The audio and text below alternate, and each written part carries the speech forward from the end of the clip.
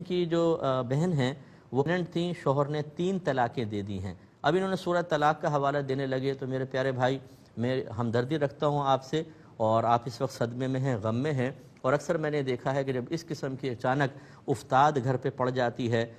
تو انسان مسائل معلوم کرتا ہے، کہیں سے اگر اس کو سخت مسئلہ محسوس ہوتا ہے تو وہ چاہتا ہے کہ کوئی نرم مسئلہ مل جائے، کہیں نہ کہیں سے ہمیں کوئی ایسی چیز مل جائے کہ جس سے گھر بس جائے۔ پھر وہ خود اسٹڈی کرنا شروع کر دیتے ہیں، کبھی انٹرنیٹ پہ چلے جاتے ہیں، مفتی گوگل صاحب زندہ باد، اور کبھی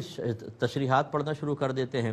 تو دیکھیں اللہ تعالیٰ نے سورہ بقرہ آیت نمبر 229 میں واضح طور پہ ارشاد فرمایا الطلاق مرتان فامساک بمعروف او تسریح باحسان،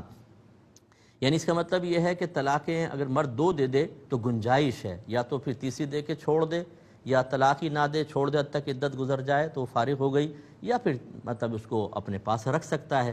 لیکن اس کے متصل ہی اگلی آیت میں فرمایا فَإِن طَلَّقَهَا فَلَا تَحِلُّ لَهُ مِن بَعْدُ حَتَّى تَنكِحَ زَوْجًا غَيْرَهُ، کہ پھر اگر یہ شوہر اپنی زوجہ کو تیسری طلاق دے دے، کیونکہ تیسری طلاق کا یہ مسئلہ ہے بالاتفاق کہ اگر وہ تیسری طلاق دے دے تو پھر یہ لڑکی پہلے والے کے لیے حلال نہ ہوگی جب تک کہ اس کے علاوہ کسی اور شخص سے نکاح نہ کر لے۔ تو سورہ طلاق پہ جانے کے بجائے پہلے سورہ بقرہ کو پڑھ لیں، اس میں جو رجوع کا لکھا ہے سورہ طلاق میں، وہ صورت یہ ہے کہ اگر شوہر نے 1 یا 2 طلاقیں دی ہوں، اگرچہ وہاں ذکر نہیں ہے، لیکن فَإِن طَلَّقَهَا اس آیت کو سامنے رکھیں گے تو واضح ہو جائے گا کہ تیسری طلاق کے بعد تو حلالہ ہے،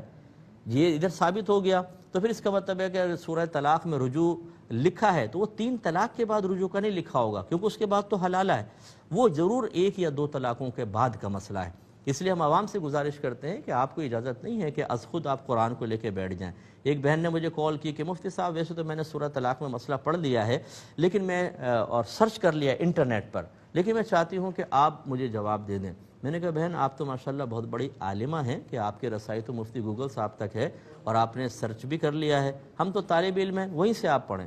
تو پھر وہ جواب میں انہوں نے کہا، اور یہ میں نے جان بوجھ کے یہ کہا، اور وہی ہوا کہ انہوں نے کہا کہ مفتی صاحب میں پڑھ تو چکی ہوں لیکن اطمینان قلب نہیں ہو رہا۔ تو جب معلوم یہ ہوا کہ آپ کو اطمینان قلب حاصل ہی اس وقت ہوگا جب کوئی مستند شخص، جس کو آپ مستند سمجھتے ہیں، میں تو ایک طالب علم ہوں ویسے بات کہہ رہا ہوں، جب تک کسی مستند شخص سے آپ نہ پوچھ لیں اطمینان قلب حاصل نہیں ہوتا تو پھر اپنی سرچنگ کو چھوڑ دیں، پہلے ہی مستند شخص کے پاس آ جائیں، یہ سب سے بیسٹ ہے۔ اللہ تعالیٰ نے بھی فرمایا فَاسْأَلُوا أَهْلَ الذِّكْرِ إِن كُنتُمْ لَا تَعْلَمُونَ، اگر تم نہیں جانتے تو اہل علم سے سوال کرو۔ اب صرف 1 منٹ رہ گیا، صرف میں ایک کویسچن لے لیتا ہوں کہ کسی نے پوچھا تھا نکاح کے بارے میں، تھا کہ قاضی صاحب نے صرف 1 بار قبول کروایا لڑکے سے، 3 بار نہیں، اور ختم ہو گئی محفل، نکاح رہا کہ نہیں رہا، یا نکاح ہوا کہ نہیں ہوا، تو بالکل نکاح ہو گیا۔ 3 دفعہ بس فارمیلٹی پوری کرتے ہیں، ورنہ 1 دفعہ بھی سے بھی قبول ہو جاتا ہے اور نکاح بالکل درست ہے۔